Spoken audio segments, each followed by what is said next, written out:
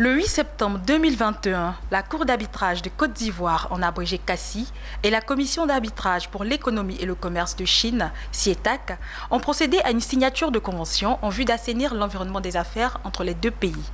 Un organisme a facilité cette signature de convention, c'est le CONIJAC, le Congrès international pour le jumelage et l'amitié Afrique-Chine. À la suite de cet accord, un panel a été organisé le 21 avril autour du thème « La participation des entreprises à la construction d'une nouvelle ère des relations sino-ivoiriennes à travers les modes alternatifs de règlement de litiges économiques et commerciaux ». Aujourd'hui, nous sommes sur ce plateau pour échanger sur la question. Mesdames et messieurs, recevons M. Seri Awa, président exécutif du CONIJAC, et M. Diakité Mamadou, secrétaire général de la CACI. Mesdames et messieurs, bienvenue sur Business 24 Africa. Vous suivez Business Matin. Monsieur Seri, présentez-nous le CONIJAC. Bonjour madame, bonjour à l'ensemble de vos téléspectateurs. Le CONIJAC, c'est le Congrès international pour le jumelage et l'amitié Afrique-Chine. Nous avons créé notre organisation en 2005 à l'université d'Abidjan.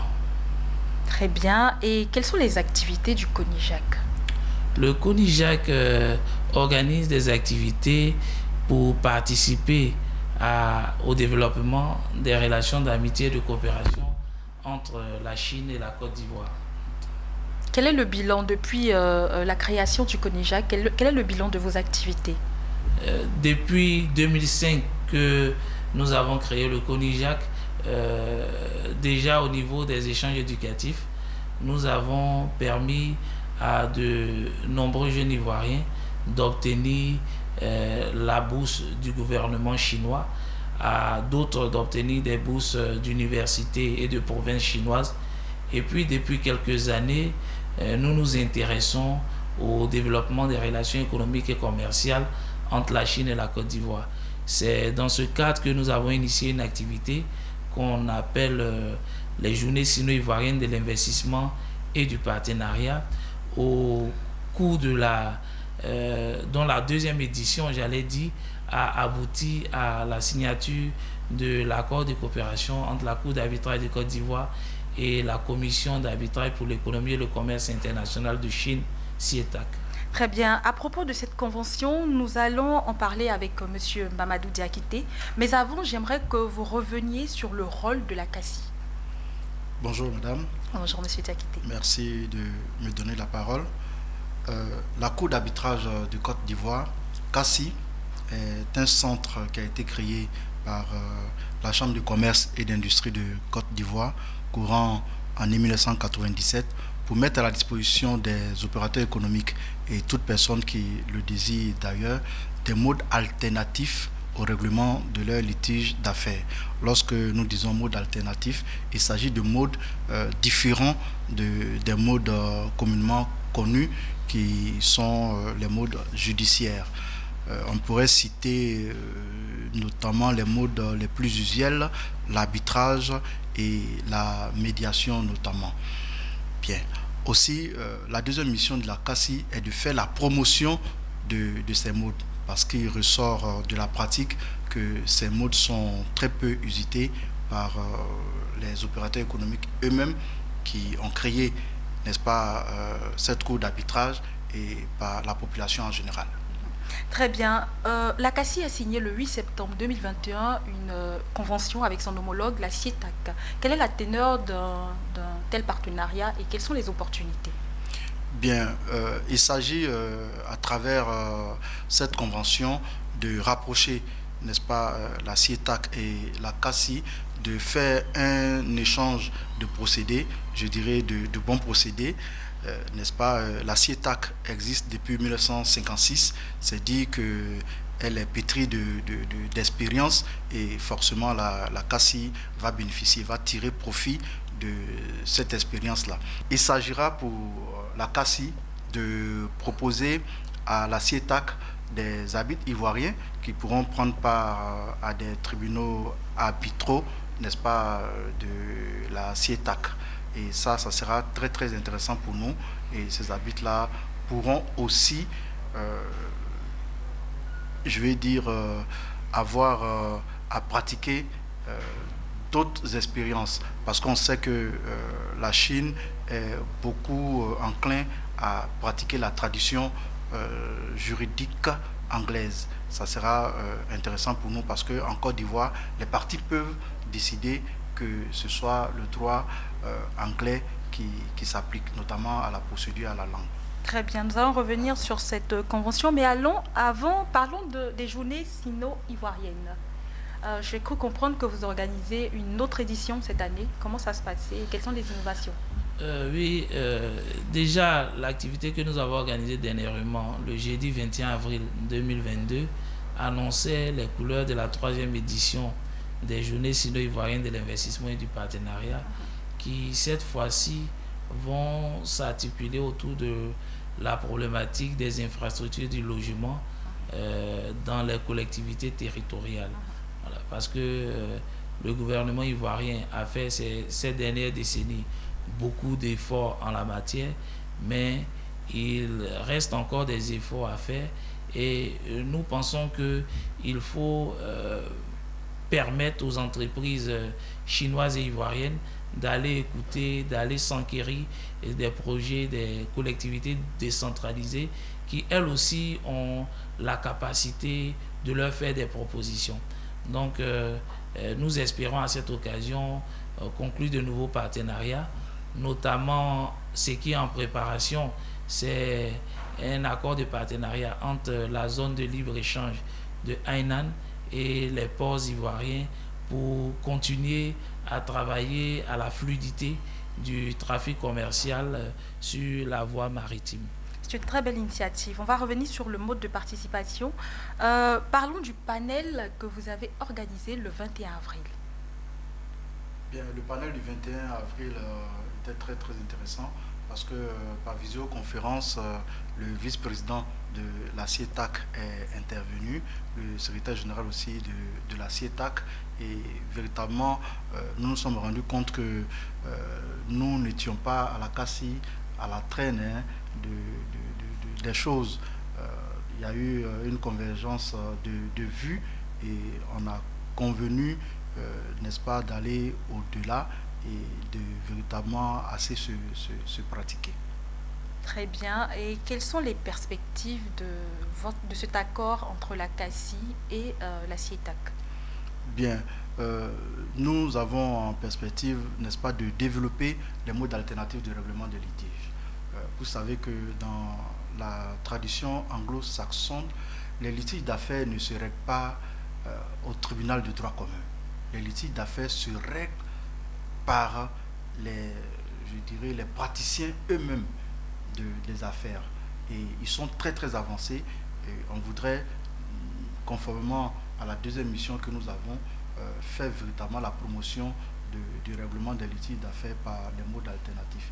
Et on pense que la CIETAC va nous y aider. Il y a un panéliste de la dernière fois que j'avais contacté, qui est une grosse structure de la place, et j'ai eu un bon retour il n'y a pas longtemps. Et ce panéliste-là m'a sollicité pour dire que le directeur général de sa structure était véritablement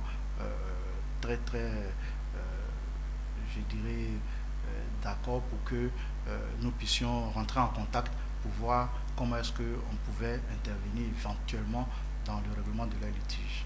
D'accord. Et vous pouvez nous donner une petite idée de comment se règlent en général les litiges au niveau de la Chine et comment ça se passe généralement? Bien, malheureusement, nos procédures sont confidentielles, donc je ne peux pas vous donner d'exemples pratiques, mais véritablement, lorsque les deux parties choisissent la CACI pour le règlement de leur litige d'affaires, nous les accompagnons. Hein. Je l'ai dit, l'arbitrage ou la médiation, c'est l'affaire des parties. Nous ne faisons que les accompagner au règlement de leur litige. Et cela, les parties chinoises l'apprécient parce que c'est véritablement dans leur esprit. Dans l'esprit chinois, on évite toujours la confrontation, surtout dans le monde des affaires. On se dit que si deux sociétés se sont mises ensemble, c'est parce qu'elles avaient intérêt à le faire. Il peut arriver un moment où les relations d'affaires peuvent se brouiller mais il faut lever ce nuage-là et puis continuer dans les affaires. Et la CACI est très, très, très bien outillée pour cela. Très bien. Pour deux entreprises, juste par curiosité, deux entreprises qui sont en conflit, comment on choisit les personnes qui règlent le litige? D'abord, il faut préciser qu'il faut une convention d'arbitrage ou de médiation. Ça veut dire que les parties, lorsqu'elles font leur contrat, il faut qu'elles précisent que si elles ont un litige, le litige sera réglé par la CACI, soit par la voie de la médiation, soit par la voie de l'arbitrage. Nous l'avons dit chez nous, c'est la procédure des parties. Donc c'est elles-mêmes qui décident de venir chez nous. Ce contrat-là, cette clause-là peut exister dans le contrat, c'est-à-dire avant qu'un litige ne survienne. Voilà. Et si cette clause n'existe pas, que le litige survient, l'une des parties peut nous saisir quand même et nous allons à notre tour approcher l'autre partie pour qu'ensemble les deux décident de nous transférer le règlement de leur litige. Je ne rentrerai pas dans les définitions trop techniques. Il y a la clause compromissoire et puis il y a le compromis d'arbitrage. La clause compromissoire, c'est le premier cas que j'ai évoqué. Le compromis d'arbitrage, c'est le second. Mais dans tous les cas, lorsque c'est fait, si on a en matière de médiation, les deux parties ensemble choisissent sur la liste de médiateurs CACI. Parce qu'il faut que je le précise, oui, bien sûr. On ne naît pas médiateur, on devient médiateur. Donc il y a un process de médiation. Et ce process-là, nous avons des médiateurs formés à cela. Donc ce médiateur va aider les deux parties à trouver par elles-mêmes la solution à leur litige. Donc rien ne sera imposé. Vous voyez, s'il s'agit de l'arbitrage, là c'est un peu plus juridictionnel. C'est juridictionnel parce que c'est un tribunal arbitral qui va siéger. Il peut être un tribunal composé d'un seul arbitre ou un tribunal composé de 3 arbitres. Dans tous les cas, si c'est un seul arbitre, c'est les deux parties ensemble qui choisissent l'arbitre unique sur notre liste. Si c'est un tribunal à 3 arbitres, chacune des parties choisit un arbitre sur la liste. Donc les 2 arbitres choisissent à leur tour le président du tribunal arbitral. Donc vous voyez que dans les 2 cas, la décision est rendue par un tribunal qui a été composé par les parties elles-mêmes. Donc à la fin, elles sont un peu... l'impartialité, voilà, la tout à fait. justice Voilà. de part et d'autre. Voilà. Merci beaucoup, M. Diakité. Voilà.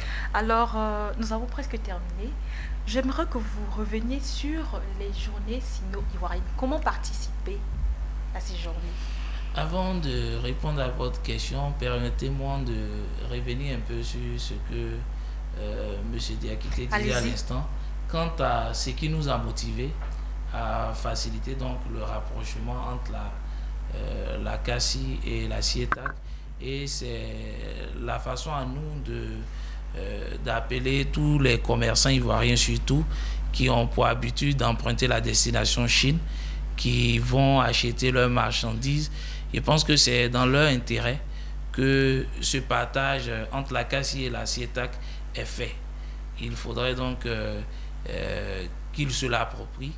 Je voudrais leur dire merci parce que à l'occasion du panel que nous avons organisé, l'Union nationale des commerçants de Côte d'Ivoire a été remarquablement présent. Très bien. Ceci étant, les journées sino-ivoiriennes de l'investissement et du partenariat auront lieu du 1er au 3 décembre 2022 entre la Caisse Table et le Palais de la Culture. C'est pour aider à trouver des solutions pratiques aux problèmes de logement et d'infrastructures dans les collectivités territoriales. Aujourd'hui, on dénombre un déficit de 600 000 logements. De 600 000 logements, il y a eu de nombreux programmes de logements sociaux qu'il faut continuer à soutenir à travers d'autres actions. C'est pour cela que nous essayons de mobiliser les bailleurs chinois et ivoiriens autour de la question à travers ces journées-là. Très bien, merci. Notre émission tire à sa fin, comme je le disais. Quel est votre mot de fin? Je voudrais dire merci à Business 24 qui nous accompagne dans nos différents événements. Et puis, dit à toute la communauté économique et commerciale ivoirienne que nous sommes entièrement à leur disposition et que les journées sino-ivoiriennes de l'investissement et du partenariat sont leur affaire, en fait. Merci. Monsieur Diakité? Bien, je dirais aux opérateurs économiques que c'est eux-mêmes qui ont créé la CACI. Donc la CACI est leur affaire et nous les attendons. On dirait bien dans ce pays que nous sommes prêts pour eux. Voilà, c'est sur ces mots de Monsieur Diakité, qui je rappelle est secrétaire général de la CACI, de la Cour d'arbitrage de Côte d'Ivoire.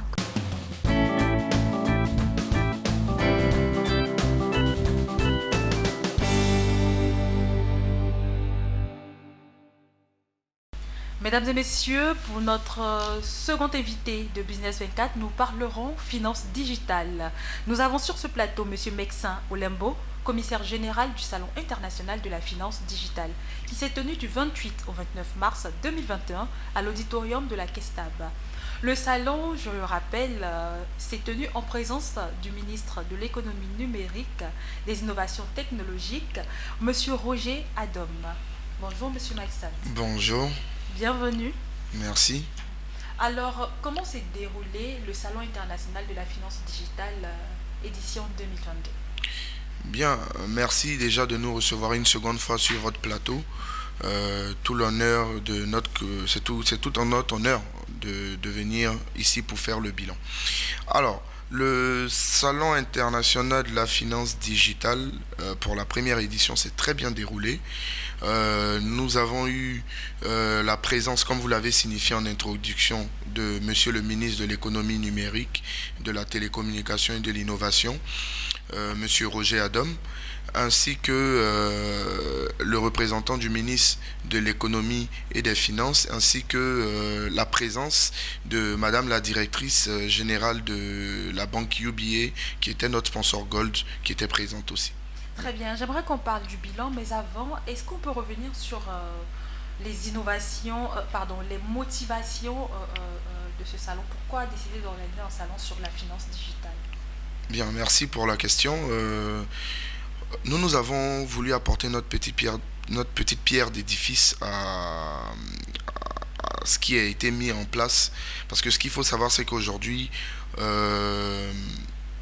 la digitalisation est à le vent en poupe, comme on le dit, et ça avance au fur et à mesure. Donc nous avons voulu accompagner ça, déjà permettre à la population de comprendre les enjeux de la digitalisation, comprendre pourquoi il faut digitaliser, et surtout avoir un plus grand engouement de la population sur les enjeux même de la digitalisation.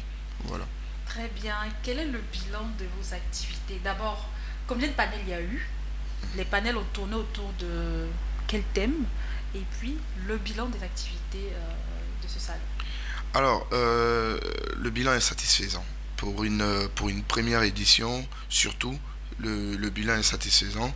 Je peux vous dire que nous avons eu à peu près 5000 personnes en rotation sur les 2 jours. Je peux vous dire aussi que nous avons eu 6 panels sur la digitalisation des services financiers, un avantage pour l'Afrique, l'optimisation financière en temps de crise. Nous avons parlé du rôle des fintech pour l'inclusion financière. On a parlé aussi de l'assurance à l'ère du digital. Et comme vous le savez, comme on avait précisé lors de notre première venue, nous avons fait venir 2 experts de France en la présence de M. Ulrich Agbalessi, qui était venu pour parler de tout ce qui était sécurisation des données à caractère personnel, et Madame Marilyn Marshall, qui elle aussi était venue de France pour nous parler de tout ce qui était lutte contre le blanchiment des capitaux et tout. Donc voilà, donc à peu près ainsi résumé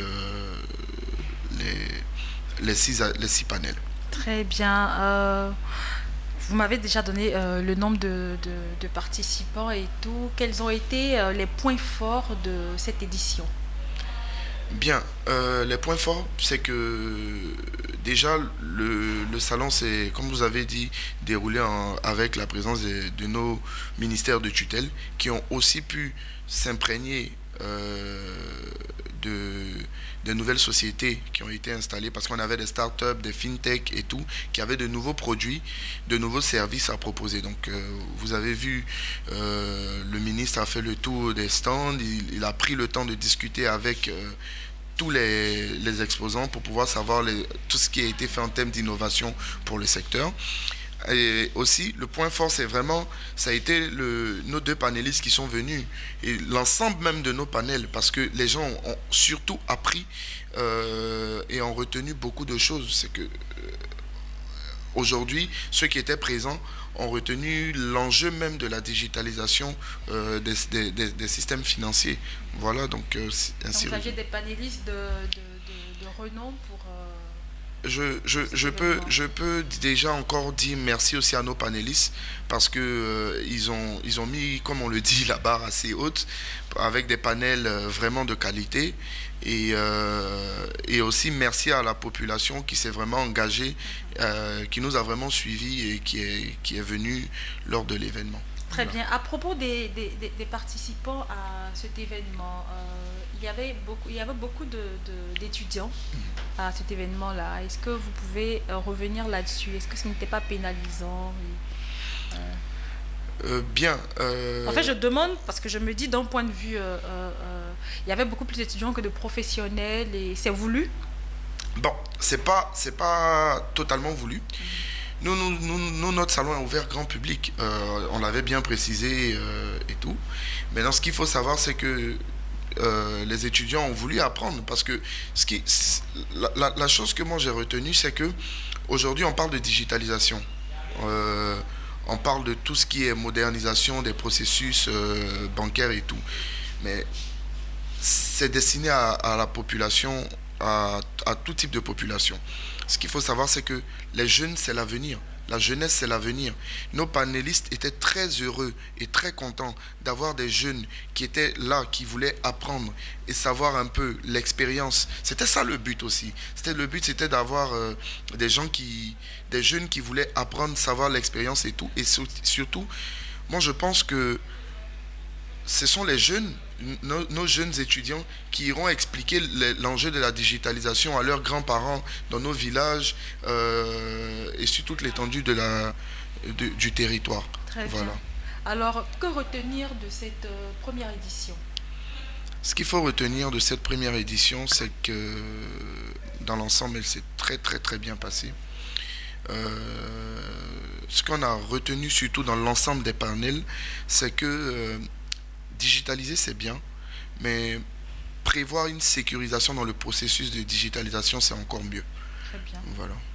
Et pour la seconde édition, l'édition de 2023, est-ce que vous avez déjà dégagé un thème et qu'est-ce qui est prévu? Bon, je pense qu'on a parlé de digitalisation pour cette première édition, les enjeux, les atouts, les avantages et tout. Mais pour la seconde édition, on voudrait parler surtout sécurisation. Parce que c'est surtout ça qui fait peur à nos populations qui sont encore réfractaires, qui ont un peu peur d'aller sur les processus qui sont digitalisés et tout.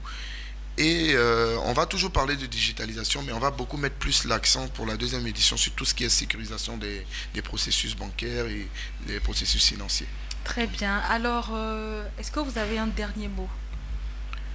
Bon, mon dernier mot, c'est vraiment des remerciements. Surtout ça, c'est déjà on dit merci au nom du comité d'organisation à Monsieur le ministre Roger Adom pour sa chaleureuse présence qui nous a vraiment donné du réconfort. Merci aussi à Monsieur le ministre de l'économie et des finances.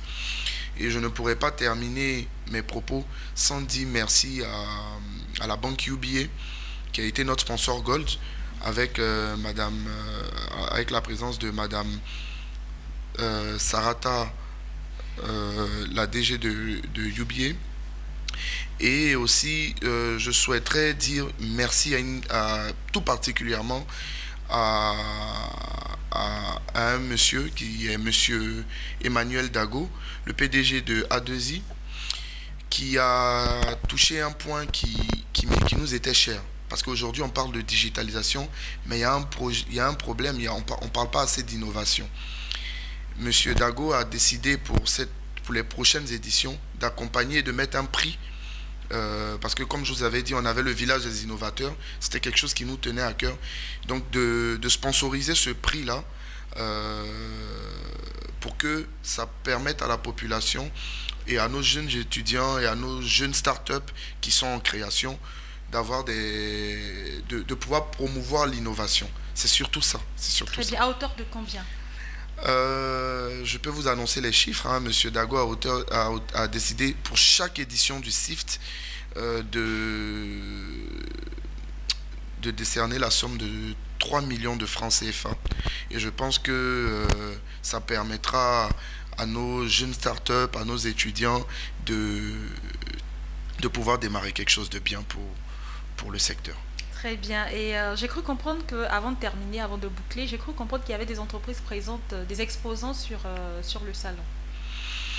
Oui, alors vous avez eu, comme je vous ai cité tout au long de cette édition, notre sponsor Gold qui a été UBA, mais aussi on a eu Jumia qui était présente et qui a même fait quelque chose qui n'était pas encore vu dans les salons. C'est ce qu'on appelle des keynotes, c'est-à-dire des présentations de services avec plus de 750 étudiants, plus de 750 jeunes qui étaient présents à cette keynote.